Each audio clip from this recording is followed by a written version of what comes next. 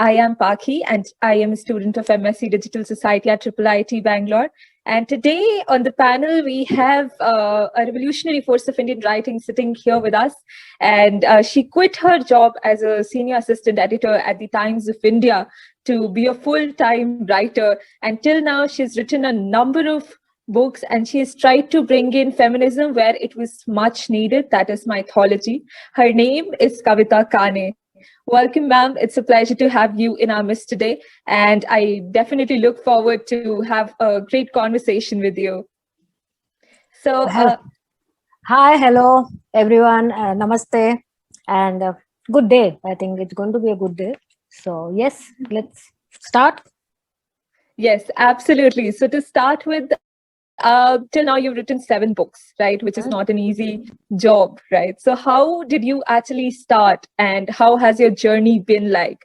Why would you actually quit your job to be a full-time writer? Because as writers, I've spoken to a number of writers, be it Shatrujit Natsar or Pankaj Dubey sir, who's been authoring books since last, I don't know, 5-7 years or even more. And all of them said that it's a very risky job to commit yourself to writing full time, and you do not know where you will actually land. So how did you choose to quit your job and be a full-time writer? Honestly, I never thought I'll end up writing 7 books. It was my plan was 1 book, because I think being a journalist, I wanted to write. Usually, most journalists want to write a book, and but the book would be a non. I did not want to write a non-fiction book; it was fiction. So, I decided when I started writing on Karna's wife, I thought that would be the one and only book I'd be writing, and that book was sort of a sleeper hit, and it was a huge success. And I think the success of that book actually it was a turning point in every way. The success of that book, A, gave me the courage to write the second book. B, I think the publishers approached me again. And C, that the time I decided whether I should really want to continue while signing the contract. Do I really want to continue? Because see, journalism, a newsroom especially, it's a very, very hyperactive sort of a profession. It's not just active or something, it's totally hyperactive. We used to get, like, I remember I used to get at least inundated with at least 100 to 150 calls. So forget doing simultaneously, it's like, so I actually had to decide whether I want to do writing, journalism, or I want to do this. So I think it was I sort of took a leap in faith and I went ahead, and I said, okay, since I think it was like, as you say, of course the doubts were there, but then I said it was either or for me. It was not, I couldn't juggle both. Very honestly, there are authors who can juggle both, and they're extremely admirable, but I could not juggle both.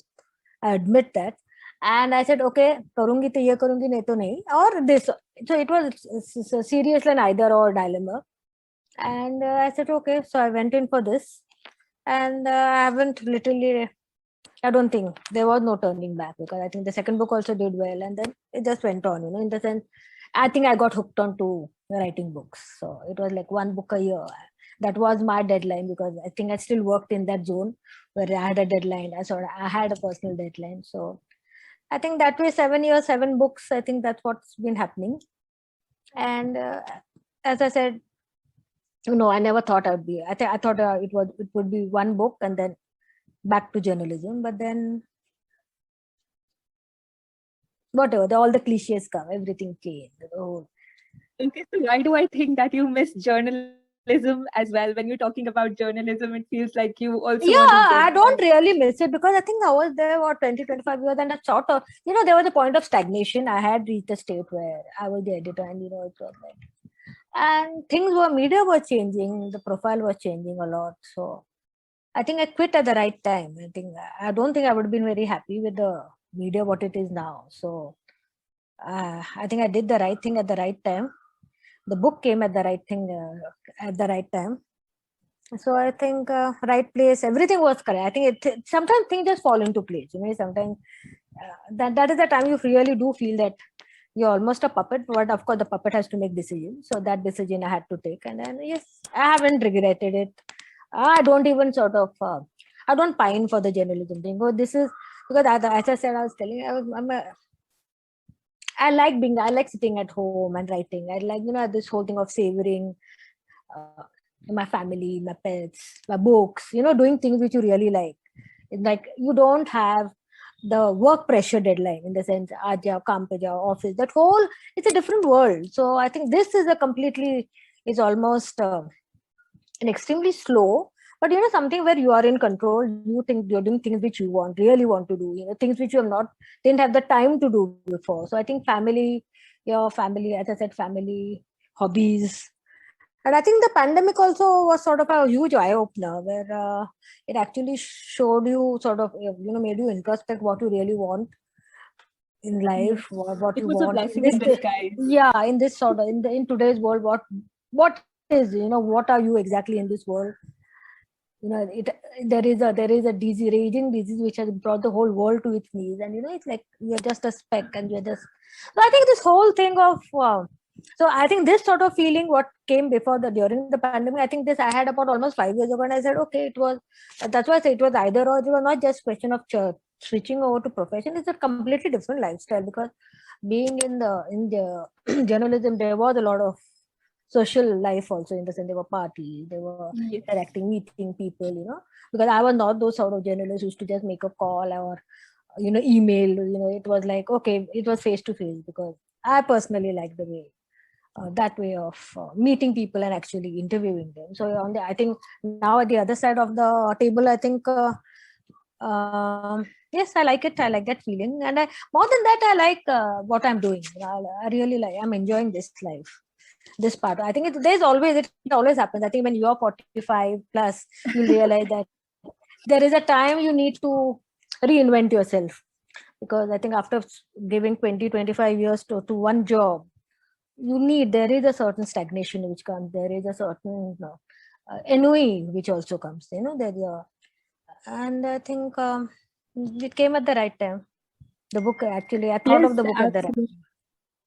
time. Yes, absolutely, Pam. It came at the very right time because you were able to finish 7 books in 7 years. So it's been a tremendous journey, I feel. And personally, as well, I'm interested in journalism. So I really like hearing about journalism from you. It was just a mentor giving me some details. So thank you so much, ma'am, for sharing those details. Now, moving forward to your books. So, in mythology as well, women have been portrayed, and you've also tried to portray women in your books. So how is it different? How is the portrayal of women different in your books, and how is it different in mythology? I Have really you don't think there is much. Honestly, since I'm writing about minor characters, I think the portrayal is. I think I'm trying to be as honest as I can, because by sticking to the original, I don't try to sort of digress and try to flesh out in a completely different character, who is not part of the collective imagination of people. So, but what I really, because there is not much matter on it, on her or the material, since she is a minor character, her role is very restricted. I think I just expand her role by making her into a protagonist. It's like the moment a minor character becomes a big character, not just a big character, she becomes the protagonist of a novel. I think the whole perspective changes, the whole narrative changes, the whole spotlight changes. The spotlight is on her. So she's telling her story. So I think I'm giving a chance to a small character, minor character, to tell her story. I think that's why. So I don't think I've really changed the portrayal from the original. I don't think I've really made her drastically very different. So if the Urmila is the Urmila, of course, the Urmila sleeps for 14 years. You really don't know much about her. But Urmila, Minka, I mean, whether anyone, Ahilya, Satyavati, I think these were such, you sort of know them, but don't know about them. So I think that don't know about them, I try to answer that question, where I say, okay, I try to answer the question which I would have asked myself. And actually that's what happening. And if you see, I mean, if you see the portrayal of women, if you are trying to say, is I try to go to the original story. Like example, let's say Ahilya's story, there are a lot of versions each. So I try to stick the original. It was the Valmiki. Who was Valmiki's Ahilya? So I think that's how I proceed. So as I said, I try to But Surpanaka, no. Surpanaka, I sort of took over. I sort of borrowed Kamban's. She was more Minakshi than Surpanaka. So I think this sort of what do you say? Uh, Adaptation, the revisioning, which I'm of the women, which are my characters, which are my main characters here, is yes, of course there is. It is. I mean, there's a lot of fiction. There is a lot of dramatization, so it's not going to be. But I think the Urmila which people have in mind, or the Ahilya which people have in mind, or the Surpanaka which people are, it's she's the same character which otherwise people imagine her to be. She is not different. I mean, I'm not trying to make a white character black or a black character white. I'm not glorifying nor am I criticizing. Nothing is that. So I try to stick to it, and I just give her a chance, give her a platform to tell her story, to voice her thoughts, and to ask questions. And I think those questions, even which she would also want answers. So I think. Right, that's interesting to know, ma'am. So, you said that you've made the woman a protagonist in your stories, right? Mhm. You've just changed the perspective. So, are you trying to say that women were represented less in the mythology, and they had absolutely no role, or No, was their not at role all. only No, no, men? not at all. I don't think so, because if you see, I mean, it's. I think that is the way we have been seeing mythology. Very sadly, when we see the epics, when we see the Ramayana and the Mahabharata, you see equal number of women as the men. It's not that they're just seeing women. The thing is that we see men, because I think these stories have been told by men, written by men. So there is a completely dominant. There's a lot of male assumptions. So actually, there are a lot of women. I mean, besides Draupadi and Sita, I mean, who are the protagonists of the two epics. What would Mahabharata be without a Kunti or a Gandhari? Or what would Ramayana happen without a Tara or a Mandodari? These characters, these women characters are equally important, but we have not given importance. Originally, the story, obviously, they were there for a reason. The thing is that they have got buried under a certain male domination, a male narrative, which and I think the women, I think, who are anyway largely sort of marginalized at every level. I think we did that to women in mythology also, where so I think their stories were never told. So it's like, now I think it is. That is why when I say, when we revision these stories, we sort of give a different perspective. What we are trying to do is trying to tell, a woman is telling a woman's story. Let us hear women's stories more. Yes, absolutely, ma'am. And I've heard a lot about Greek mythology. It's super popular, and I'm very sure that you must have read a little bit of Greek mythology as well. So, Mhm. how is the portrayal of women different in Greek mythology from Indian mythology? Essentially, no, not much different, because I think there's a lot of similarity. I mean, more than differences. Because I think there is a female goddess. I think that the very fact that they're acknowledging there is a feminine source, feminine supreme source. They also believe that.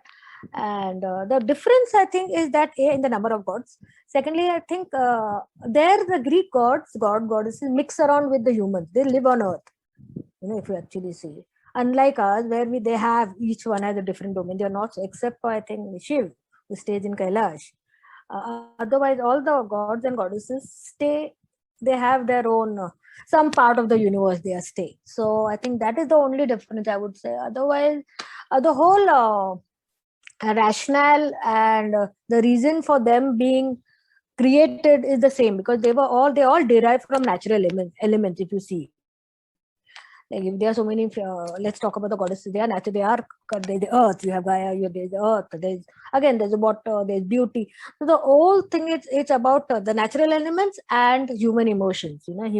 So you have. So I think I would rather think there are more similarities than differences between the uh, two mythologies. And I think they are saying, I think the purpose is the same, that they're telling, they're not stories about gods and goddesses and divinity. It's more about men and mortality. And again, I think Sure. So, another difference I can think of is, let me think, is the evil. I think our gods are not that evil, in the sense, it's or more than evil, there's less violence. I mean, actually, if you see Greek mythology, there's a lot of violence and there's a lot of sexual violence also. So this whole thing of abduction and rape, and so I think that is lacking in our goddesses. There's no concept of evil here. The evil happens. I mean, she sort of confronts the evil, and she um, destroy the evil. I mean, the goddess is supposed to destroy the evil. It is not. She's not part of it. So there is no. And of course, I think, as I said, the violence. I mean, there's definitely less. Stories are definitely less violent than the Greek counterpart. Sure. So thank you so much, ma'am. You've told about that our gods are a little less evil. So that is an interesting comment to in the sense, I mean, even when you say, I mean, the worst of it, usually the most biggest, this thing is Vindra. I mean, Indra is the. Now, even if you take his story with Ahilya, I mean, of course, the latest, the versions, he never raped Ahilya. I mean, this whole thing of he raped Ahilya, there was no rape there. She went willingly. She knows that he is Indra and she goes ahead. So here is a question of, here we are talking about a different issue altogether. So here I think Ahilya, when you say she's not a victim of rape at all. So, or Indra is, I mean, he's very smart.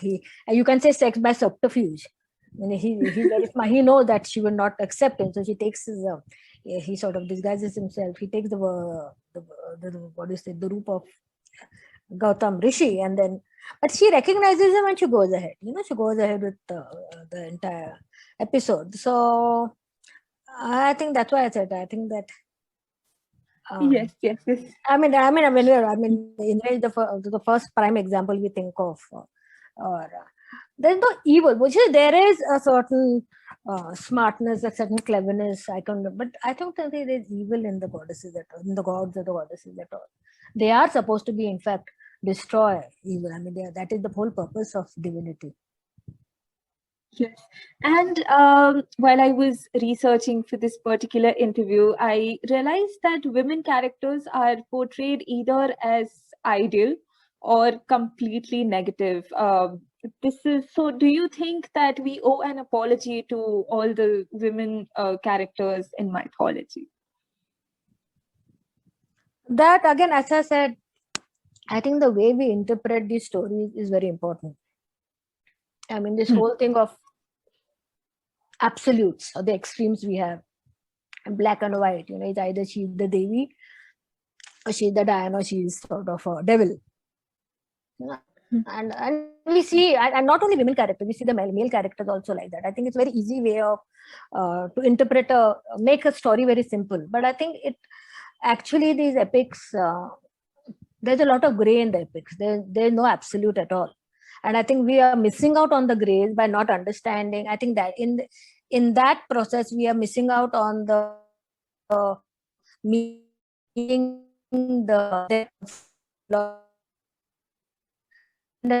I think this, of course, because it's like, if you're going to see, let's say something as a complex character like a Menka, we see Apsara only as the beautiful seductress who, come down to earth, seduce either as a rishi or a king, and then they go back.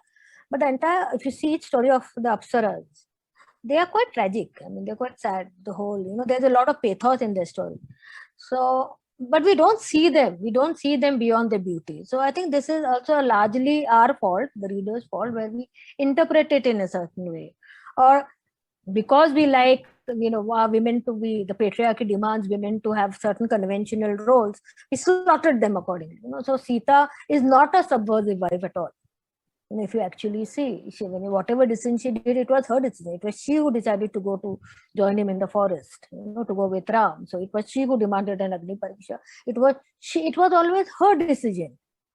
So here again, I think the biggest victims of seeing them in this is Sita and Ahilya. I think these are the two characters which we see in a completely, especially Ahilya. I mean, you see her moving from a devoted wife, suddenly she becomes a promiscuous woman, and then she becomes a tale of caution for us. It's like, okay, fidelity, and this whole. So I think here, these stories themselves became a victim of patriarchy and misogyny.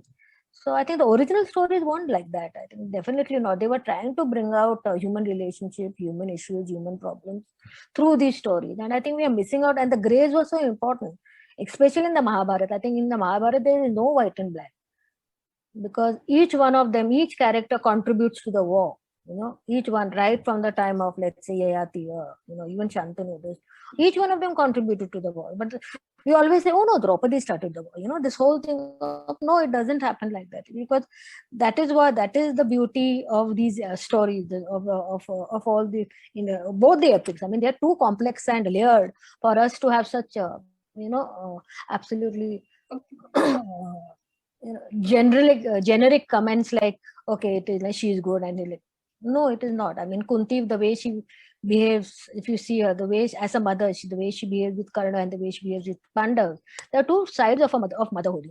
A mother who is sort of, who cannot reveal her motherhood to the society, and a mother who sort of fights for her son's rights. So there are two sides of a woman, of motherhood again. I mean, where do we see? I mean, we might just say her like she's a cold, heartless mother, where Karna is concerned. But no, you also must realize that she is like that because of certain demands of social demands, social political demands. So she is like that. So I think we are missing out on the shades completely. So we're just sort of tarnishing them either black or white. Yes, absolutely. And sometimes things are meant to be abstract, even in the real life, even in the society, whatever we see. Sometimes it's okay to not live in the black and white and live in the gray. I absolutely agree on that. Specifically coming from a technical institution where everybody is figuring out what is black and what is white, and they wouldn't listen to what is gray. So I absolutely agree over there. And what I have seen with me, it is that whenever I sit to write, it is mostly that I write about the stuff that I can relate to, that I am interested in. And I think it happens to mostly everybody, that no matter if you're writing fiction, because some people would say that there is absolutely no fiction, because it's mostly our experiences that we somehow try to glorify. So I'm very sure when you were choosing characters of your books, when you were working on your books, you might have related with these characters. So how do you think you relate to the characters of your books, and which is the character that you relate to the most? Oh, complicated or rather long question. First and foremost, yes, there is a certain element of identification and relative. You try to relate to the character because you have to be in their shoes. Now, this doesn't mean only the protagonist. I mean, I try to think and be like a male character, the smallest of characters, even the villain or whatever. I mean, I'm trying to say, because to try and be fair, and secondly try to give that person's point of view. So I think it is character, but I would not say they're autobiographical. This whole thing about author, though, is it autobiographical? No, but yes, I think the book which I really related to most was Sita's sister, in the sense we are three sisters. I have two daughters and I have nieces. There are 5 nieces. So this whole thing of, there was a very strong girl story, as I say. So I think Sita's sister I sort of reveled in it, because it was like 4 sisters. It was a story of 4 sisters actually, and yeah, there is a certain very immediate relatability where I could relate to it. I enjoyed doing that book, because I think it was, it was completely a sister's world. It was completely about, and I think through that I brought out the sisterhood of the Ramayana, which is there. We sort of again forget that we talk about the three groups of brothers. We have the brothers in Ayodhya, we have the brothers in we have Sugriv and Valid, and then we have Ravan and his 2 brothers. So we only think of brothers, we don't think of sisters at all. So I think that book actually made me sort of be work on the theme of sisterhood in the Ramayana.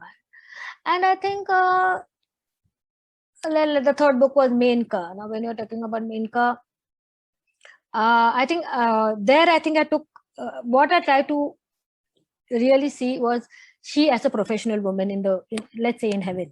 It was literally where she suffers.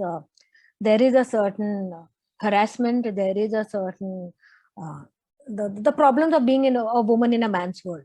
I think Menka's story is actually that. So there it had very modern assumptions where, yes, I tried to show her as a, because she is a working woman. I mean, if you actually see. And then, so that is how I try to relate to a character, where I try to in a very strong contemporary sensibility, because otherwise they become like fairy tales. They're those stories which happen thousands of years. No, you have to make those characters in today's world. They have to be completely relevant. Not only are they relevant, because they are in a way role models, and more than that, I think these characters are very much living amongst us. You see a Urmila, you see a Menka, you see a Surpanaka, you see an Ahilya. Definitely you see these characters around you. And I think the character which I most relate to now, I think every book, as I said, I try to relate to that character because I really enjoyed doing. In fact, one of the most difficult was Surpanaka, which I enjoyed because, thinking negative, thinking, with a lot of anger and all, which was a little emotionally draining. So, that way I enjoyed Surpanaka because again it was, I enjoyed Menka because again I think that's the first time I actually stepped into this whole world of grays, where the character starts getting darker. So I think it happened that way. Then I think in Satyavati, where she really becomes a dark character. The grays, the grays become so dark that she becomes. So I think so each time as the book progresses, every book after each book, I think each book is a challenge to me because I take it as a personal challenge where I try to write about completely different character from my previous protagonist, and secondly, I think it's also, while writing about the character, it's also a self journey. It's like you are also hopefully improving as an author, and sort of evolving as an author also. Well, not just storytelling, but the whole thing of character building, character, the whole depth of that character. And I think the latest book, Saraswati, actually was really the most, not only the complex book for me, because I think it sort of worked at a very abstract level after a point, because I didn't want to talk only about the goddess because the first time I was writing a goddess, and I did not want a goddess whom we just deify blindly. It was a goddess whom we should respect. We should know what that goddess means, what that goddess symbolizes. And what Saraswati symbolizes is extremely abstract. It is, if you say she's a goddess of learning and knowledge, and if she's given that gift of knowledge to mankind, how has mankind dealt with that gift?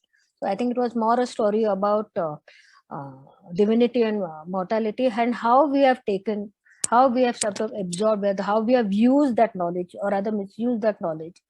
And I think that's how, I mean, her whole role as a river, her role as a goddess, her role as the goddess of not just learning and knowledge, a goddess of music and art. So I think she is sort of constantly there in every field, every aspect of her life, but we don't even realize it. So, this sort of her overall presence, her fact that I call her like, she's like a constant teacher, sort of guides us, but we don't realize it. We just see her, okay, she's a goddess whom we sort of pray before her exams, whatever, or just before Saraswati Puja. But I was very much interested in what she denotes, what she symbolizes, what she would want from mankind, that sort of. So it was.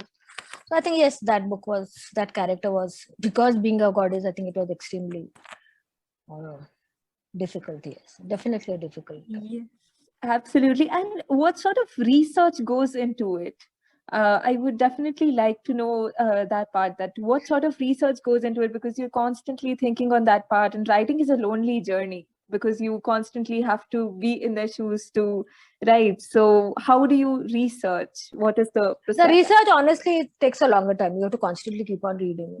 There's no end to it. In the end of, because while doing research, I sort of stumble upon the characters which I'm going to write about. So, and secondly, again, they are sort of not only minor characters, they're marginalized characters. So there's not much about them. So I sort of bank on the bigger characters, the major characters, the events, the sequences, the episodes around them. And I sort of try to flesh out the protagonist whom I sort of selected. So this was a lot. This whole thing, the whole treasure house of folk stories, which we have besides the different versions of the classical texts, besides the versions of the Ramayana and the Mahabharata, the folk stories, which are the regional folk stories, are extremely interesting. They are colorful. I think they are the ones who actually humanize gods, where they bring down, they show the different layers, they show the different, again, the grays, which I really like. And a different interpretation, because the folk stories also give different perspectives, So I think that is the research. Reading these stories constantly, essays, the version. So I think I think this research is more for my personal information, because at the end of it, there's so much of information, sort of filter it and sieve it and try to join the dots, because as I said, the character is very minor, which are in the larger narrative, she's just a small part in that whole, like let's say Ahilya, which is a small episode in the entire Ramayana, and getting information about it is difficult, about the character especially. So, but the thing is, sort of collating them, collecting the whole thing, joining the dots, making it into a rational whole, making it into a believable story. I think all that comes because of the research, because the research has to be, I think it's constant. It has to be, you have to keep on reading. The more you read, the more you get, the more information you get. And then again, the next process of sieving it. So what you want, what part you would like to take and proceed with the story.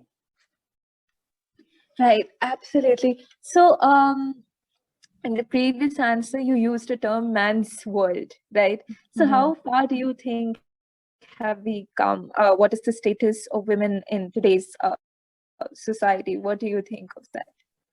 Right now? A difficult and a complex. Yeah. Yeah, I think there's lots to do. It's still, again, very imbalanced. There's a lot of, there's no,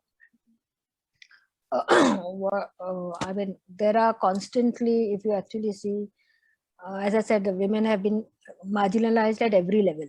So I think Yes. trying to be in a man's world it's not just in the professional, even in the family thing. It's like Yes. We see women's roles, we like to see them in conventional embodiments. We don't want and there have been rules and regulations for centuries together. So breaking these rules and regulations, so the fight starts right from the beginning. It's from the time she's born. The fight starts. I seriously believe that, and she has to be a strong person, because and that's why women are strong, because because the fight starts so early in her life. Nothing is, she doesn't have the privilege. Nothing is, she has to fight for whatever she wants. She has to have, even for basic rights. That's what I'm saying. When we are talking about a man and a woman, there are two parts of the species, right? A man has been given whatever, he has been given certain rights, and she wants her natural rights, she wants her political rights, she wants her social rights. It's like they have been denied to her. What is the role of a wife? What is the role of the roles are there, but what about the rights? The duties are there, but what about the rights? She's not having her rights, I think. And I think the rights and the other side of the thing is the choice. She has to have the freedom to make her own choices. I think that is very important. So whatever she wants, whether she wants to marry, whether she wants to fall in love, whether she wants to be a working woman, whether she wants to not work and stay at home. These choices have to be left to the woman, to the girl. And I think it starts from there. This is much later, but as I said, when she's born, this whole thing of, there are so many girls who still don't are denied education. Basic human rights. That's what I'm trying to say. So I think we have, let's not be pessimistic, because but yes, we have come a long way, and there's a long way to go. I think that's the way I would rather put it. But absolutely. Yes, but then it's an endless battle. It is an endless battle. So personally, I think COVID has brought a little bit of change, but I just narrate a short experience. I was working on a project where I had to observe people in a public place, and I was sitting in a restaurant. It was a burger farm or something. I was sitting over there and I was constantly observing. So women would always occupy the inner side of the seat, right? Mhm. The seats were placed alongside the wall, and the women would be sitting over there. Women would be the ones who would be ordering, but the bills would be given to men. So Mhm. this is how our thought process really is. And it felt like when families were actually going to that particular restaurant, that women didn't actually find time for themselves. Women were constantly using phones while their children were eating, and the husband was probably eating, and as soon as they would finish, she would eat the leftover, and that's how things were. So I think you're absolutely right that we've come a long way, and then there's an endless battle to fight. So I absolutely agree to what you said, ma'am, because this is something that made me realize, because for a while I even started thinking that the concept of feminism and all of these things, it's all waste these days, and we've actually come to a very right position. It's absolutely right, but I think that one project actually changed my thinking, and I also started thinking that it's an endless battle and we actually have a long way to go. So ma'am, I would definitely like to know as to why did you get into mythology? Because you could have written about anything else, right? You could have written something non-fiction, and why Definitely specifically not mythology? non-fiction. Definitely not non-fiction. I really didn't want that. I've done a lot of non-fiction writing, so like journalistic writing.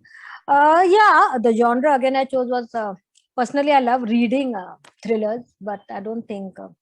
I think seriously I took mythology because I like mythology as a genre. I mean, um, I love the whole the freedom it gives, and most importantly, I think the where it sets the past and the present together. I think this is one genre where you are talking about the past, not in the past, but in the present context. And I think that is the power of mythology, where they're telling you stories of lore, but they are actually so relevant today, so true today, because I think nothing has changed. Human emotions haven't changed, human experiences haven't changed. There is still love and hate and revenge and retribution, war and violence, death and disease. Nothing has changed. I mean, what happened, let's say 5,000 years ago, is still happening now. So it is our story which is continuous. So I think mythology gives us this platform. It gives, as I said, we authors, I mean, it gave me a chance to tell the stories of the past with a contemporary, with a modern sensibility, because I think they are our stories. They still are stories. It's not the story of a Draupadi or a Sita or a Karna or a Arjun or Ram or Sita. It is our story because they are, all these people very much exist with us, and it is still there. I mean, I said all these emotions and these experiences are still there. So I mean, there is a certain universal truth about about this genre, and I think which tries to tell that, and I think and it gives a certain. I mean, literature and mythology have always been very strongly interrelated. Where it's almost like a literary tool, where uh, these stories become sort of a lesson. It's not a moral lesson, I would say. It goes deeper than that. A lesson in humanity, a lesson in philosophy, a lesson in human dynamics. I think in perspectives, I think it gives us, and I think what most importantly, I think the genre makes the reader. It makes supposed to make the author, the reader think. That I think that is what the authors are trying to do. Make the readers think and not judge. I think that is the most important part. I think by telling these stories, by retelling these old stories, sort of revisiting them, revisioning them. I think what they are trying to say is that see it in a different perspective, think about it, what it is, not see it, sort of break the stereotypes, see a certain individualism, see which goes be go which talks about the socio-political context, and all these. It is so, it is very much every day. It is very much today's stories too. So I think that's why I chose.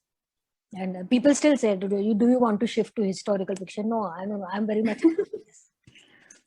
Yes, absolutely. And since you've written 7 books, right? So, Mhm. would you also plan on writing a sequel? Because 7 books is pretty fine, and you must be confident in yourself. And why not a sequel? Sequel to each of them? Oh my god. No. I can't. In fact, I think the biggest Sita Sister really, people really wanted a sequel to that. And I said, no, I think I exhaust myself. I try to, relate those stories later, sort of have a continuous thread. Like I think I've sort of, Urmila and Lakshman again are there in Lanka's Princess. So there is a certain connection I have, but no, not writing another book on. I think I get exhausted with one book. I really can't. I don't know how writers can write trilogies and all. I mean, it's mammoth. It's absolutely mammoth. Yeah, you sometimes, as a person, I get bored out of one thing and I'm like, okay, fine, let's just shift to another thing, and I cannot do it anymore. So this is something that happens to me personally. But I absolutely understand your point, ma'am. And if you were given a chance to write some other in some other genre, would you choose to write that? Yeah, I think I told you I love reading thrillers. So I hope Yeah. and one day that I write a thriller, because if you see me reading, the first thing I'll pick up is always a thriller. The second will be a comedy. I love reading comedy, comedy, because and Abs- but thrillers, yes, I would. I hope I do write. Let's see. I'll write a mythological thriller. So, are you working on any project right now or anything that you? Yes, I am writing. I'm writing. Yes, it's there, almost half done. Not half. Okay, so seems like it's a surprise since you didn't disclose the name. Is it a surprise? No, I don't. I don't. Anyway, I think I'm a little superstitious about that. I don't talk about it too soon, because I don't know whether I might just leave it midway. I might just pick up another thing. So let's see. Take Yeah, up something absolutely. I else. think. So Yeah, usually yeah, I try yeah. to complete whatever I'm interested in. Though there are another two story ideas which is sort of intruding into it. But I try to finish one and then start the other. I can't write simultaneous books. No. Yeah, that's obviously a difficult task. And in between, you also mentioned, in between answering questions, you mentioned that it's difficult to choose what to actually put in the book and what not to put in the book, right? You have to shortlist sometimes. So, how do you manage to edit? Like, how do you know what is to be deleted and what is not to be deleted, and it should be there? So, what is your editing procedure? It's sort of a paradox, because I enjoy editing. I really, like most authors do not like editing. Really enjoy editing, because I sort of relive my book, because I think when I write a book, I sort of escape into that world. So when I'm editing, it's like, okay, I'm going back to that world again, going back to the chapters, those incidents, those episodes. The second part, I think, is also a part of the journalistic training. I don't have too much of attachment to my words. So if I have to delete, let's say, a para, I don't like the para later, after while we're doing the second edit, I don't like the para. I edit it quite clinically. I just delete it quite clinically. I don't have sort of, no, oh, this sounds very nice, so let me just put it. No, I don't force my words into the flow, because I think that is because of journalism. It makes you a little detached with your writing, where you see what is needed and what is relevant, and then yeah. So I think editing becomes much easy that way. All So I right, think all right. Yeah. so that's why I think I like editing, because I don't. It's not a. It's not just a question of correcting typos, and it's for all many times it happened the second edit expression, you change the character. I mean, this whole thing of character development, or the character building, it happens in the second edit, because sometimes you keep on adding, forget when you're deleting. If I clinically delete one para, I might be adding another para in some later chapter. So I think it is a question of trying to balance it out, and what is important and what is not, what is sort of more in the context of being what is relevant and what is not, what is irrelevant. So I think I have to sort of gauge it.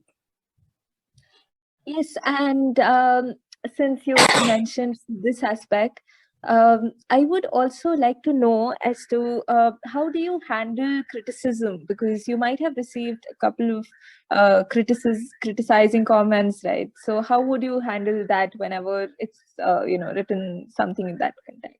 Yeah, in fact, Do I'm you- very curious to know the criticism because many times it could be arrogance, could be ignorance also. Many times when you're writing you're writing to so many words, you don't realize where you're going wrong. So I Yeah. think criticism I'd sort of look forward to it because actually I know where I might be going wrong, and I try to correct myself. It's very easy. Yeah, and whenever you have your book in your hand, so for example, you write a book today, it gets published in a year or something. So, are you satisfied with what you wrote? Because seeing your work on a laptop screen or printed somewhere while you're editing by hand, and when it comes in a format of a book, is very different. It's a different feeling altogether when you see your words in a book. So, are you satisfied with I'm whatever? satisfied with the book, but I don't know. I have never read my printed book.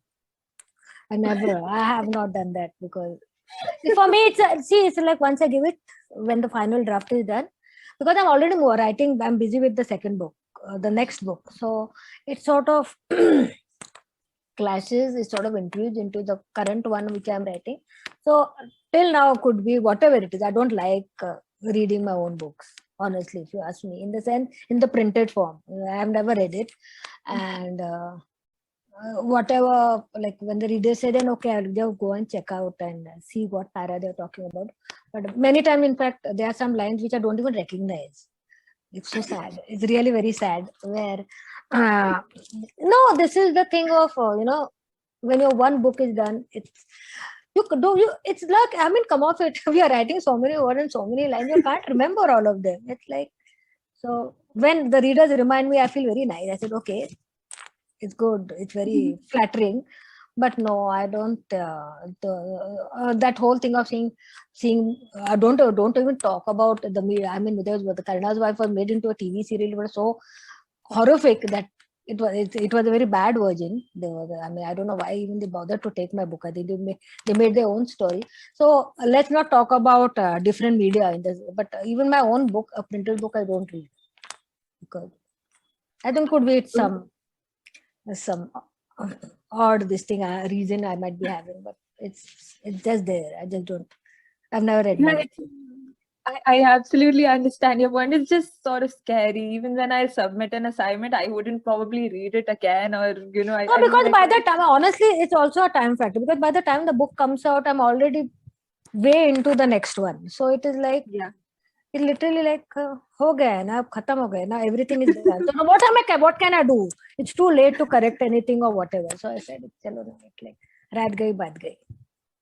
Yes, absolutely. It's like go with the flow. It's absolutely fine, and we'll just improve with the next version or the next book. So I absolutely understand your point. So, ma'am, you mentioned that you probably do not remember paragraphs or sentences from your book, and that's very obvious when you've worked on 7 books altogether, and you're also working on a project, and you might have something else as well, and being a woman, obviously you're swarmed with work almost always. So if you Yeah. have a book, yeah. So if you have a book right by your side with your book, would you like to read a paragraph from that book? If you have a book. Don't. I'm very bad at reading out. B, ask my daughter. My daughter say like bedtime stories. I was terrible at it. I'm very Okay. bad at it. So reading out is narrating a story, recounting a story is terrible. I can just write. So my daughters always tell me. It was my husband who used to tell them. He was a better bedtime storyteller. So reading out a story is horror. No. Please spare me that. As I said, no, it's Okay. sort of it's just call me eccentric. I, I get it. No worries, ma'am. No worries. So since we're running short of time, would you like to In fact, I'd ask you. give any? You can go ahead. You can pick up, choose any para and or pick any page from any book, and you can read that out. That's not. I wouldn't mind it I at all. don't actually have a book right by my side. I'm at my grandmother's house actually, so I do not have anything here right now. But I would have definitely loved reading something or the other for sure. And maybe, ma'am, I would definitely read something for No, you. because honestly, I just like people always say, "Oh, why don't you read?" And actually, I don't have it because I have not marked out since I have not really revisited my book at all. I have Mhm. not marked out my favorite paras. But yeah, there are certain paths, like in Saraswati's gift, in the path, or in Ahilya, the conversation between Sita and Ahilya, that is my favorite. In Saraswati's gift, the conversation between Saraswati and Parvati is I really liked it. Or even the where she's, I don't know whether you have read that book, but the part where she confronts Ravan and Kumbhakarna, Saraswati Kumbha, that particular episode, I like those parts. So I remember the episode, but I wouldn't like to read out the whole chapter. Okay, no worries. Myself. Okay. Okay, so let's just give the readers and let's just give people who are watching this particular session a chance to go and read your books, and no disclaimers given from your side. So I think it's a good choice to make, so that there are no disclaimers and you can directly go purchase Kavita ma'am's book. Thank you so much, ma'am. And coming to the very last question, would you like to give any sort of advice to people who are starting to write mythology, and would you like to convey in how should they be representing different characters, as to okay, how you're should talking women specifically about the mythology Yes. as a genre. Yes. I think first and foremost try and understand what the genre means. I mean, because I think that it's please understand the reader themselves have a lot of assumptions about mythology. So I think the author should realize the power, the scope, the space of mythology, which it gives to the writer. I think understand that. And if you're doing Indian mythology, you know your matter well. I think your homework should be complete, and not only complete, like in the sense there is no. I mean, one story, for example, when there is one story in the Ramayana, it sort of changes in the Mahabharata, in the Purana, it might be completely different. Now you have to understand why the story has changed in the first place and which story you want to pick, which thread you want to choose. So I think it's very complex. So it's not as it's more than complex. It's very interrelated. There's one story within another, so it's like a web. So you have to really weave through it yourself and personally, and try to understand what each character means, what each episode means, and what the whole the impact, the huge cultural and literary impact the epics have on us. I think so that's very important. So I think whichever character you pick and choose, I think you have to do justice, because they are not our character, they are borrowed characters. So I think you have to work double hard to be just to them. Okay, am I audible? Yeah, I can hear you. Yeah. So absolutely, ma'am, you're right, because doing justice to almost every character should be the first concern, right? Because they were represented prior as well. So I think you've made a point there. Thank you so much, ma'am, for this conversation. It was a lovely conversation with you, and we're so glad that you joined us today. Thanks a lot, and we look forward to having you next time as well. Thanks a lot, ma'am. Thank you. Thank you very much. Thank you very much again. Thank you. Thank you so much.